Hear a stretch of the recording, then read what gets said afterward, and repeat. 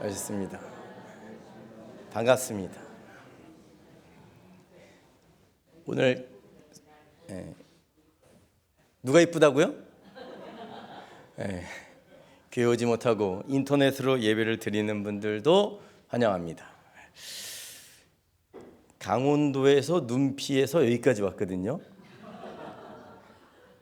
고향까지 가려면 400km가 넘는데 여기도 눈이 이렇게 많이 오네요. 누가 눈 안 온다 그랬는데 어쨌든 눈을 피해서 이곳까지 오신 여러분들 진심으로 환영을 합니다. 이제 성경을 보니까 솔로몬의 마음이 변하잖아요. 열왕기상 11장 9절에 보면 솔로몬이 마음을 돌려 이스라엘의 하나님을 떠났다. 하나님을 떠났다 라고 나옵니다. 제일 마음 아픈 소리죠. 하나님을 떠났다. 오늘 하나님을 떠났다가 다시금 되돌아왔던 정현정호? 저기 앉아 계신데 반갑습니다. 하나님을 떠났다가 다시 오면 기분이 좋지요. 근데 하나님을 떠났다 이 소리는 가장 마음이 아픈 소리입니다. 근데 솔로몬이 그랬습니다. 솔로몬이 하나님을 떠났습니다. 하나님을 사랑했던 마음이 변해 우상을 사랑하는 마음으로 변했습니다.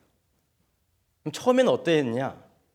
처음엔 솔로몬이 하나님을 뜨겁게 사랑하잖아요. 예루살렘에서 기드온까지가 대략 10km 정도 됩니다.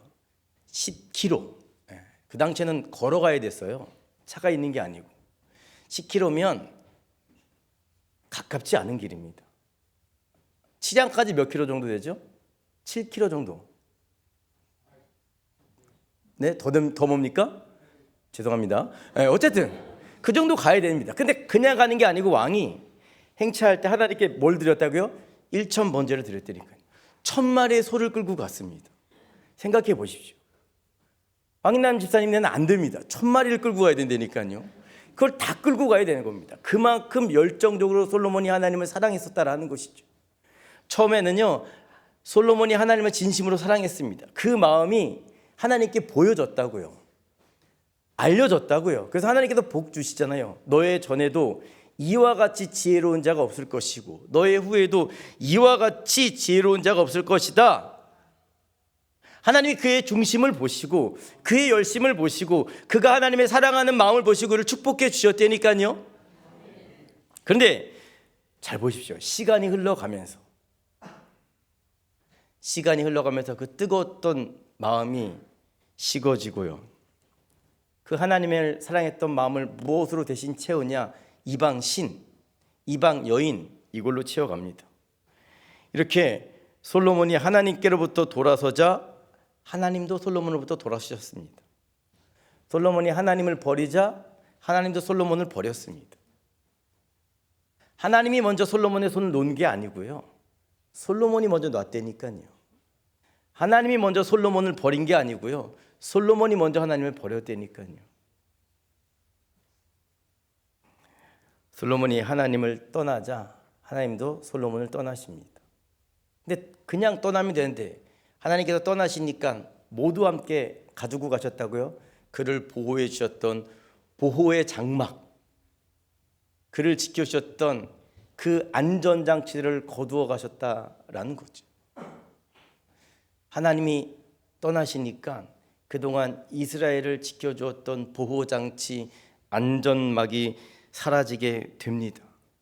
안전막이 사라지니까 솔로몬의 대적자들이 일어나잖아요. 지난 시간 두 사람에 대해서 봤습니다. 첫 번째 사람이 누구였습니까? 에돔 사람 하닷이라고 하는 사람이 있습니다. 에돔 사람 하닷. 하닷은 어떤 사람이냐? 복수심이 가득 찼던 사람입니다. 솔로몬의 아버지 다윗 시대에 다윗과 에돔 나라의 전쟁이 있었거든요. 근데 그 전쟁에서 누가 이겼냐? 이스라엘이 이겼습니다. 에돔이 졌습니다. 전쟁에서 이긴 다윗이요, 에돔을 살려두면 안 되잖아요. 복수할 거 아닙니까? 그래서 군대를 파견해서 에돔의 모든 남자를 다 죽여버렸다니까요. 씨를 말라버리려고 했는데 신하들이, 에돔의 신하들이 가만히 생각해보니까 이러면 우리나라 망하겠네? 이러면 우리 시족, 왕족 다 사라지겠네? 그래서 유일하게 남아있던 하닷이라고 하는 왕족을 어디로 피신시켰다고요? 애굽으로 피신시켰다라는 것이죠. 그 덕분에 에돔이 망하지 않고, 누구 덕분에? 이 신하들이 숨겨놓았던 하닷 덕분에 에돔이 존속하게 됩니다. 근데 다윗이 죽고 하나님이 장막을 걷어가시니까 어떻게 됩니까? 애굽에서 살던 에돔의 왕족 하닷이 에돔으로 돌아와서요, 무엇을 가냐? 이를 갈죠. 가만두지 않을 거야. 우리 아버지의 원수, 우리나라의 원수, 내 백성의 원수 이스라엘 가만두지 않을 거야. 하나님이 장막을 걷어 가시니까 복수심으로 일평생을 삼았던 하닷이 일어서게 되었다라는 겁니다. 또 있습니다. 솔로몬이 변심했을 때 하나님께서 장막을 걷어 가시니까 아담 왕 르손, 이 사람은 어떤 사람이라고요? 기회주의자였다고요. 기회주의자. 왜 하나님께서 기회주의자를 선택하셨을까요? 약해졌거든요. 강해졌을 때는 기회주의자들이 숨죽이고 삽니다. 근데 약점이 보이면, 약한 것이 보이면 기회주의자들이 드러나서 그 약한 걸 공격한다니까요. 그러니까 기회주의자였던 르손이 일어났다. 무슨 의미가 있습니까? 이스라엘이 약해졌다라는 겁니다. 왜? 하나님이 보호의 장막을 거두어 가셨기 때문에. 근데 괜찮습니다. 외국인들이잖아요. 외국인들이 일어나봤자 쳐들어오려면 알 수 있지 않습니까? 정탐꾼도 있고 전령들도 있는데. 외국에서 일어난 것은요, 큰 솔로몬에게 데미지를 주지 못했습니다. 문제가 누구냐? 내부죠, 내부. 오늘 그 내부에서 어떤 사람이 일어났냐? 그의 신하였던 여로보암을 하나님께서 대적자로 세우셨다. 이게 오늘 본문의 말씀입니다. 26절 보겠습니다. 솔로몬의 신하 느밧의 아들 여로보암이 또한 손을 들어 왕을 대적하였으니 그는 에브라임 족속인 스레다 사람이요 그의 어머니의 이름은 수루아인이 과부더라. 하나님께서 세 번째로 세우신 자가 누구였냐? 솔로몬의 신하였다라는 겁니다. 신하는 외국인이 아니잖아요. 신하는요, 솔로몬과 매우 가깝게 지냈던 사람이다라는 겁니다. 그런데 신하도 여러 명이 있잖아요. 어저께 제 아내가 보는 드라마를 보니까 은혜하는 뭐라고요? 네. 그 드라마 보니까 왕이 앉아있고 신하가 쫙 멀리들 있더라고요. 이 여로보암은 왕의 최측근이었습니다. 제일 가까이 있었던 사람. 어떻게 알 수 있냐? 28절 보십시오. 함께 읽어보겠습니다. 시작. 이 사람 여로보암은 큰 용사라. 솔로몬이 이 청년의 부지런함을 보고 세워 요셉 족속의 일을 감독하게 하였더니. 아멘. 요셉 족속이 뭐라 했었냐? 다윗 성을 보수하고 있었거든요. 성을 보수. 근데 그 성을 보수할 때 이 총책임자, 부지런하고 큰 용사였던 여로보암을 뭘로 보내냐? 총책임자로 보냅니다.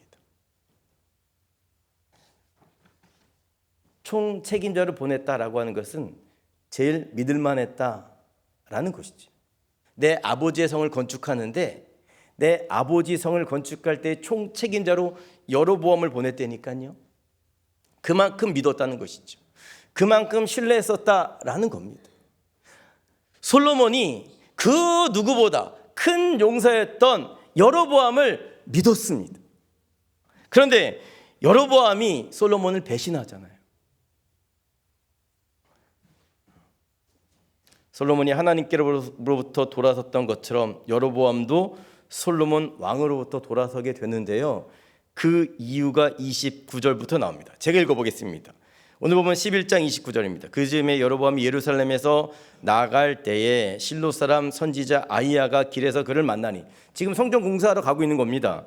아히야가 새 의복을 입었고 그 두 사람만 들에 있었더라. 몇 사람이 있었다고요? 두 사람. 누굽니까? 아히야하고 여로보암만 있었습니다. 아히야가 자기 입은 새 옷을 잡아 12조각으로 찢고 여로보암에게 이르되 너는 10조각을 가지라. 이스라엘의 하나님 여호와의 말씀이 내가 이 나라를 솔로몬의 손에서 찢어 빼앗아 10지파를 내게 주겠다라고 말씀했습니다.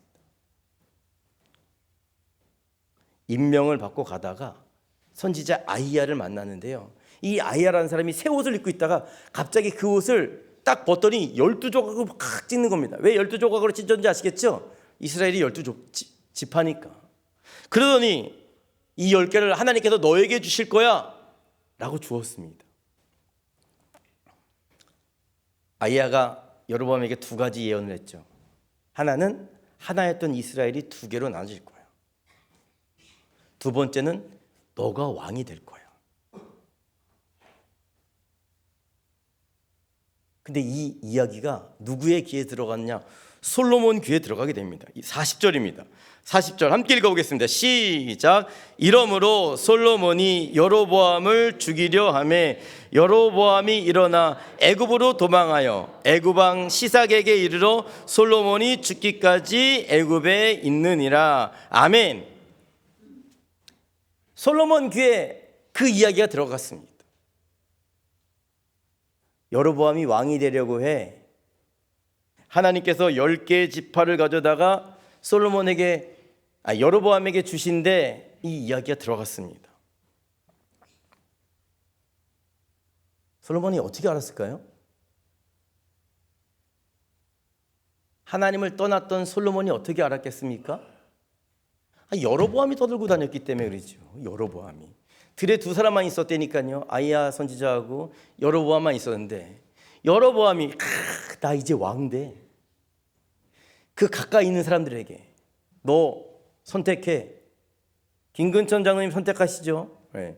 윤재경 장로님입니까? 정혜경 장로님입니까? 이렇게 떠들고 다니는 겁니다. 너 둘 중에 하나 선택해. 나 따라올 거야? 아니면 저 사람 따라갈 거야? 둘 중에 한 사람 선택해. 뭐가 문제입니까? 입이 문제지. 입. 조용히 했으면 하나님께서 그냥 주실 텐데. 아이고 하나님이 나에게 10개의 나라를 주신다고 하셨네. 네. 막 떠들고 다녔더니 그 이야기가 누구의 귀까지 들어갔다고요? 솔로몬의 귀에까지 들어갔다고요. 자기 자랑하면 이렇게 핍박받습니다. 네. 여러분이 자랑하는 게 잘 돼서 자랑하는 게 좋은데 그게 누구에게는 뭐라고요? 상처가 될 수 있다니까요.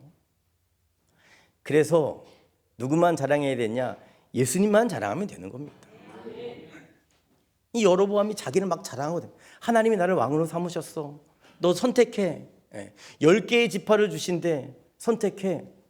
자랑하고 다녔더니 결국 어떻게 됩니까? 이 사실을 솔로몬이 알게 되었고요. 솔로몬이 어떻게 됩니까? 가만두면 안 되잖아요. 한 나라에 2개의 태양이 있으면 안 되잖아요.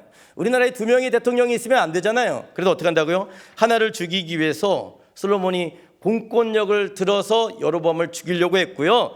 여로보암이 이를 알고 애굽 나라로 도망쳤다. 이게 오늘 열왕기상 11장의 내용입니다. 아시겠죠?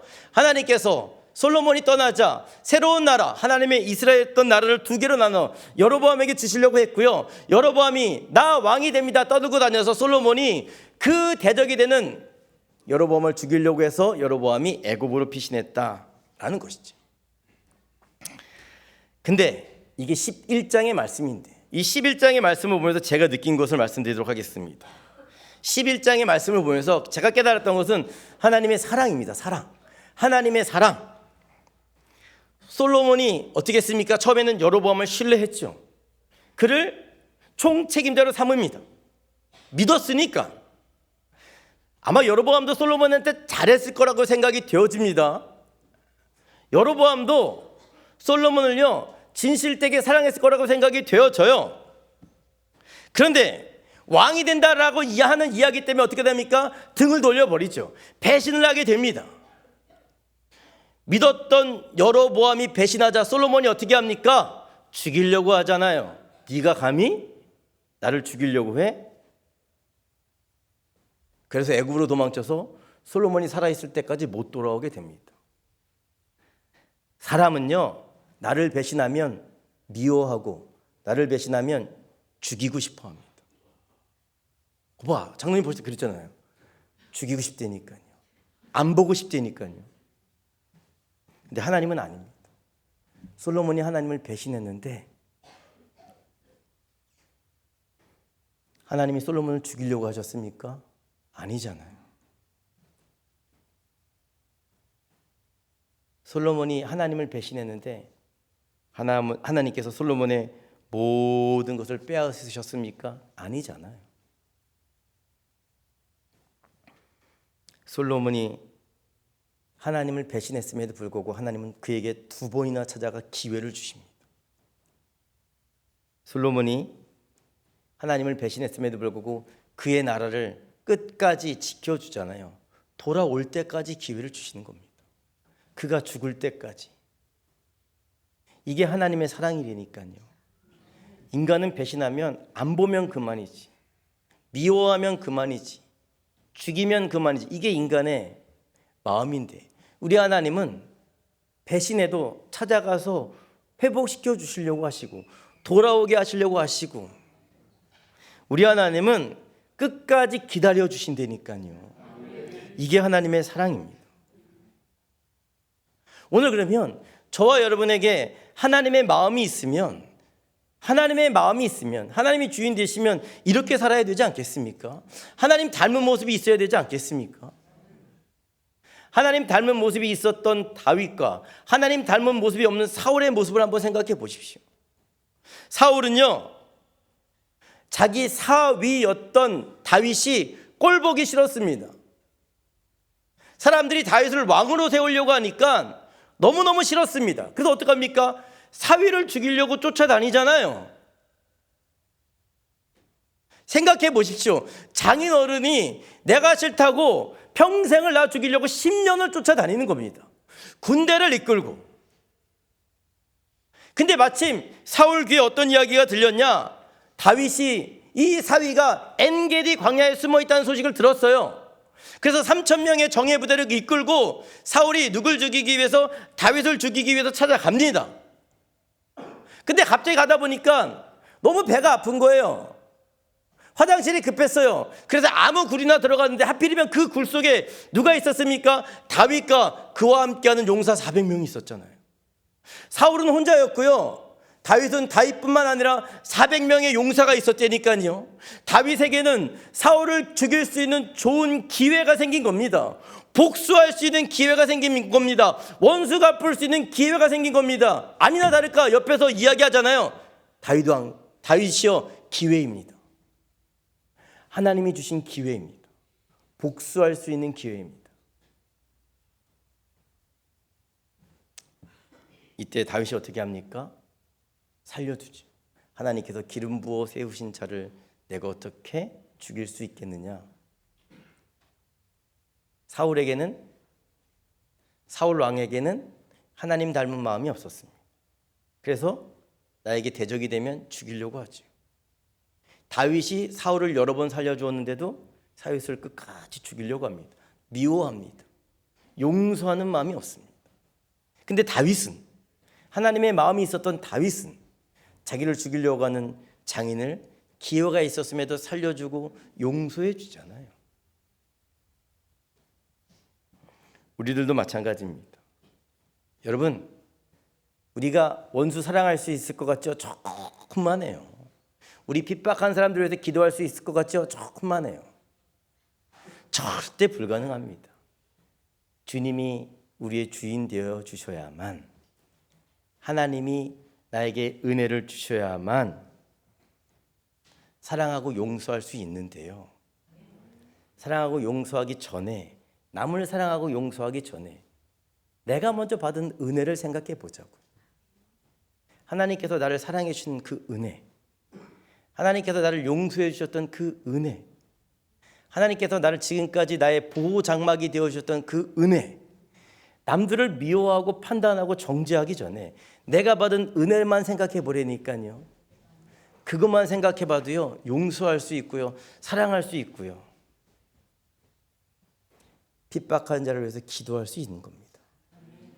이번 한 주간 동안 받은 은혜를 생각해 보십시오. 받은 사랑을 생각해 보십시오. 무엇보다 지금 하나님께서 하나님을 사랑하는 여러분들의 보호막이 되어준다고 생각해 보십시오. 원수들을 사랑할 수 있을 것이고요, 미워한 자들을 축복하며 기도해 줄 수 있을 거라고 생각이 되어집니다. 이번 한 주간 동안 사울처럼 하나님 없는 삶을 살아가는 삶이 아니라 이번 한 주간 동안 다윗처럼 하나님이 주인 되어서 하나님과 함께 살아가는 저와 여러분 모두가 되시기를 주님의 이름으로 부탁을 드립니다. 기도하겠습니다.